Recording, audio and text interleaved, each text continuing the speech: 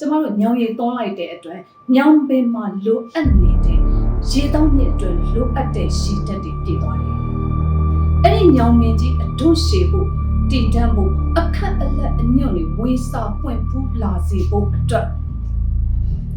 ညောင်ရည်သွန်းခြင်းကုသိုလ်တွေအများကြီးအထောက်အပံ့ဖြစ်တယ်။အဲ့ဒီလိုပဲတူသောအကျိုးအဖြစ်ကျမတို့ဘဝမှာလောက်ကင်ရှောက်ပွေကြတဲ့လုပ်ငန်းစီးပွားတွေကျမတို့ရဲ့ဘဝရက်တည်မှုတွေမှာရေတောင်းမြစ်တွေအားကောင်းလာမယ်။ကျမတို့ဘဝမှာလည်းအညွတ်တလူနဲ့ဝေဝေဆာဆာဆက်ပြီးရှင်သန်စေနိုင်မယ်။ကျမတို့ဘဝမှာပူပင်နေကြရတဲ့အပူပင်တောကတွေလည်းအင်းငိမ့်စေမယ်ဆိုတဲ့တူသောအကျိုးကိုရရှိစေမှာဖြစ်ပါတယ်။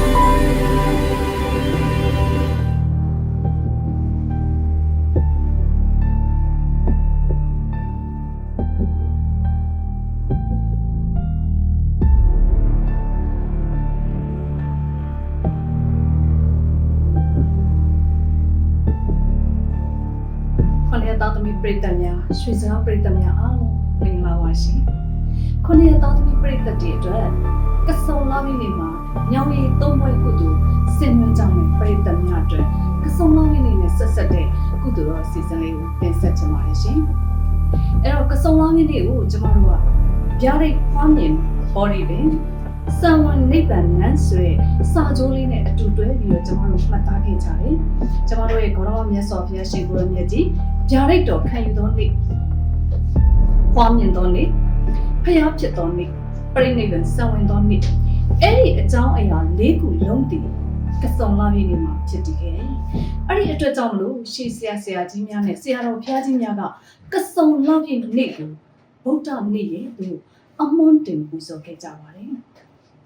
အဲ့တော့ကစုံလာပြီးနေပေါ့ရှင်ကစုံလာပြီးနေရောက်ပြီဆိုရင်ကျမတို့တိုင်းနိုင်ငံနေရာဒေသအနှံ့အပြားမှာကစုံညောင်ရည်သုံးပွဲတော်တွေကိုချိန်တဲ့ဆင်နွှဲတဲ့အလေးအထားလေးရှိတယ်။ကျမတို့ဗုဒ္ဓဘာသာဝင်မြန်မာလူမျိုးများရဲ့ရိုးရာယဉ်ကျေးမှုဓလေ့ထုံးတမ်းအစဉ်အလာနဲ့ကုသိုလ်တရားနဲ့တွဲဆက်ထားတဲ့ပွဲတော်နေ့လေးတစ်နေ့ဖြစ်ပါတယ်ရှင်။အဲ့တော့ကစုံလာပြီးနေမှာကျမတို့ညောင်ရည်သုံးကြမယ်ပေါ့ရှင်။ကစုံလာပြီးနေ့မှာအပင်တွေအများကြီးရှိတဲ့အထက်ကဘာကြောင့်ညောင်ပင်မှာညောင်ရည်သွန်းရတယ်လဲညောင်ရည်သွန်းရခြင်းရဲ့ရည်ရွယ်ချက်ညောင်ရည်သွန်းခြင်းကြောင့်ရရှိလာမယ့်အကျိုးတရားစတဲ့ချက်လက်ဘဟုတုတလေးတွေကိုကျွန်မလေ့လာမှတ်သားမှုတွေစာပေကျမ်းဂန်တွေကနေထုတ်နှုတ်ပြီးတော့အနည်းငယ်ပြန်လည်ပူဇော်ရရင်ကျွန်တော်တို့အပင်တွေအများကြီးရှိတယ်ကစုံလာပြီးနေ့မှာဘာကြောင့်ညောင်ပင်မှာညောင်ရည်သွန်းရလဲညောင်ပင်ဆိုတာဒီကျမတို့ရဲ့မြတ်စွာဘုရားရှင်ကိုရောမြတ်ကြီးဖယားအဖြစ်ကိုရရှိတော်အပင်မဟာဗောဓိပင်ဖြစ်ပါတယ်။နောက်ဖွားပတ်တော်ခုနှစ်ပါးထဲမှာလည်းဗောဓိညောင်ပင်ပါပါတယ်။တတ္တဌာနခုနှစ်ဌာနမှာလည်းဗောဓိညောင်ပင်ပါပါတယ်။အဲ့ဒီအတွက်ကြောင့်မလို့ကျမတို့ဒီကစုံလာပြီးနေကိုရောက်ပြီးဆိုရင်ကျေးဇူးတော်ရှင်မြတ်စွာဘုရားရှင်ကိုရောမြတ်ကြီးဖယားဖြစ်ပွင့်လန်းခဲ့ရာဗုဒ္ဓမြတ်စွာဘုရားရှင်ကိုရောမြတ်ကြီးဖယားအဖြစ်ကိုရောက်ရှိခဲ့ရာမဟာဗောဓိပင်ကိုစိတ်နှလုံးမှရည်မှန်းရည်တန်အာယုံပြု၍မိမိနဲ့နီးစပ်တဲ့ညောင်ပင်များမှာညောင်ရည်သွန်းခြင်းကုသိုလ်ကိုဆောင်ရွက်ကြခြင်းဖြစ်ပါတယ်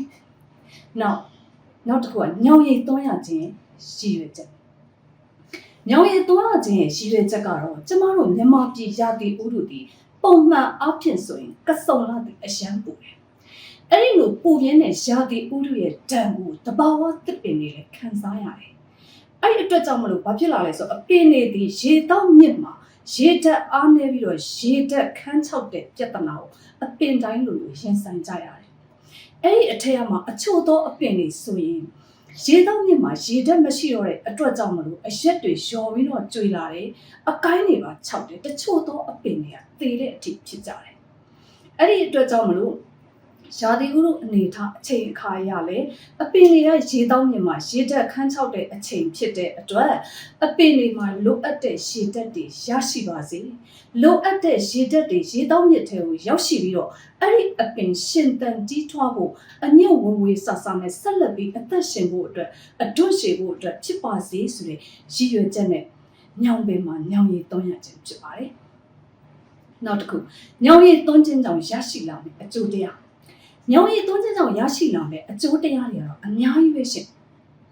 ကျမတို့လောကီပညာရှုထောင့်ဘက်ကရိုးရိုးလေးပဲစဉ်းစားပြရရင်ကျမတို့ညောင်ရည်သွန်းလိုက်တဲ့အတွက်ညောင်ပင်မှာလိုအပ်နေတဲ့ရေတောင်းမြစ်အတွက်လိုအပ်တဲ့ရေဓာတ်တွေပြည့်သွားတယ်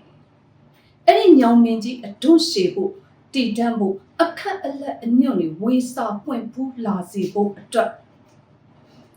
ညောင်ရည်သွန်းခြင်းကုသိုလ်တွေအများကြီးအထောက်အပံ့ဖြစ်တယ်အဲ့ဒီလိုပဲတူသောအကျိုးအဖြစ်ကျမတို့ဘဝမှာလောက်ကင်ရှာဖွေကြတဲ့လုပ်ငန်းစီးပွားတွေကျမတို့ရဲ့ဘဝရက်တည်မှုတွေမှာရေတောင်းမြစ်တွေအားကောင်းလာမယ်ကျမတို့ဘဝမှာလည်းအညွတ်တူလူလူနဲ့ဝေဝေဆာဆာဆက်ပြီးရှင်သန်စေနိုင်မယ်ကျမတို့ဘဝမှာပူပင်နေကြရတဲ့အပူပင်တောကတွေလည်းအင်းကြီးစေမယ်ဆိုတဲ့တူသောအကျိုးကိုရရှိစေမှာဖြစ်ပါတယ်အဲ့တော့ညောင်ရည်သွန်းပွဲကုသိုလ်လေးပေါ့နော်ကျမတို့မြန်မာလူမျိုးများရဲ့ရွေးရရင်ကျင်းမှုထောင်းလန်းအစင်လာနဲ့ကုသိုလ်တရားနဲ့တွဲဆက်တဲ့ပွဲတော်နေ့လေးအဲ့ဒီနေ့လေးမှာညောင်ရည်သွန်းခြင်းကုသိုလ်အပြင်ကျမတို့လောကီပညာရှုထောင့်ဘက်ကခုနှစ်ရက်သားသမီးပြိတ္တတွေကိုလောကီအကျိုးစီးပွားဖြစ်ထွန်းစေမယ့်ကုသိုလ်တော်အစီအစဉ်လေးကိုကျမတင်ဆက်မှာဖြစ်ပါတယ်အဲ့တော့ကျမရဲ့ခုနှစ်ရက်သားသမီးပြိတ္တတွေဒီကျမတို့ကစုံ၅ရက်နေ့မှာညောင်ရည်သွန်းကြတယ်အဲ့ဒီညောင်ရည်သွန်းတဲ့အခါမှာကျမတို့1388ခုနှစ်အတွက်ကစုံ၅ရက်နေ့ညောင်ရည်သွန်းတဲ့ညောင်ရည်တဲမှာအုံညွန့်လေး10ညွန့်ထည့်ပြီးတော့ညောင်ရည်သွန်းဖို့ဖြစ်ပါတယ်ရှင်အဲ့တော့အုံညွန့်10ညွန့်များကျင်အညွန့်100ရှားတယ်ဆိုရင်1ညွန့်အုံညွန့်1ကဏ္ဍနဲ့ပါရှင်အုံညွန့်အပြင်အခြားပါရတယ်လေအုံညွန့်အပြင်ဩဇာညွန့်ရပါတယ်ရှင်အုံပန်းဆိုရင်လည်းရပါတယ်အုံပန်းလေးတွေရရင်တော့ပိုလှတာပေါ့ရှင်ညောင်ရည်သွန်းတဲ့အိုးလေးကနော်အဲ့တော့အများဆုံးနီးစက်ဆုံးကတော့အုံညွန့်နီးစက်မယ်အစင်မပြေလို့ရှားရင်1ညွန့်မှာ10ညွန့်အညွန့်100တစ်ကနန်းနဲ့ထည့်ပြီးတော့ကျမတို့ပူဇော်ကြမယ်အဲ့တော့မိမိတို့သုံးမဲ့ညောင်ရည်အိုးလေးထဲမှာအခုလိုမျိုးအုံညွန့်လေးကို10ညွန့်ဒါကျမတို့10ညွန့်ထည့်ထားအုံညွန့်10ညွန့်ကိုထည့်ပြီးတော့မြတ်စွာဘုရားရှင်ကိုရောမြတ်ကြီးရဲ့ဖရာအဖြစ်သူရောက်ရှိခဲ့ရဘုရားရှင်ကိုရောမြတ်ကြီးပွင့်တော်မူခဲ့ရမဟာဗောဓိပင်ကိုစိတ်နှလုံးမှာရှိမှန်းရည်တမ်းဥမြုပ်ဥခိုက်အာယုံပြုလို့မိမိနဲ့နီးစပ်ရညောင်ပင်များမှာညောင်ရည်သွန်းတဲ့အခါမှာဒီညောင်ရည်အိုးထဲမှာဒီလိုလေးအုံညုံလေး10ညုံကိုထည့်ထားမယ်ထည့်ထားပြီးတော့မြတ်စွာဘုရားရှင်ကိုရောမြတ်ကြီးရဲ့ကျေးဇူးတော်ဂုဏ်တော်တို့ကိုရှိစုရည်တမ်းအာယုံပြုပြီးတော့ဘုရားရှင်ကိုရောမြတ်ကြီးကိုအုံညုံကတော့ပန်းဖြစ်နေလှူဒန်းတာအုံညုံကတော့ကျွန်တော်တို့ပန်းဖြစ်နေလှူဒန်းတာအဲ့တော့ဒီညောင်ရည်ကတော့ညောင်ပင်မှာညောင်ရည်သွန်းမယ်ပေါ့ရှင်ညောင်ပင်သွန်းညောင်ရည်သွန်းမယ်အဲ့တော့ဒီညောင်ပင်မှာညောင်ရည်သွန်းလိုက်မယ်သွန်းလိုက်ပြီးတဲ့အခါမှာကျမတို့ကဒီအုံညွန့်လေးကိုကျမတို့ညောင်ရည်သွန်းတဲ့ညောင်ပင်မှာအချို့သောညောင်ပင်တွေမှာဘုရားကျောင်းဆောင်ရှိတယ်ဗုဒ္ဓရုပ်ပွားတော်ရှိတယ်ဘုရားပန်းအိုးရှိတယ်အဲ့ဒီလိုရှိတဲ့နေရာဆိုရင်တော့ကျမတို့ကဒီ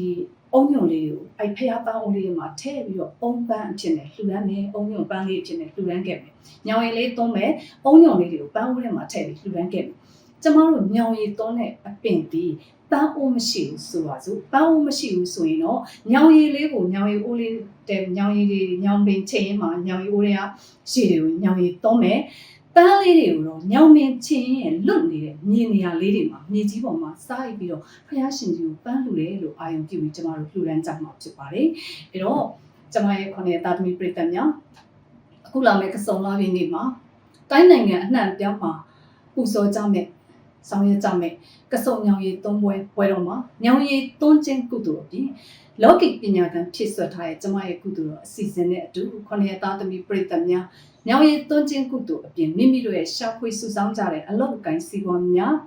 မိမိတို့ရဲ့ကျန်းမာရေးစီးပွားရေးအိမ်တော်ရေးအစအစရကိစ္စအားလုံးလုံးမှာအဆင်ပြေချုံးမွေအောင်မြင်ကြပါစေရှင်။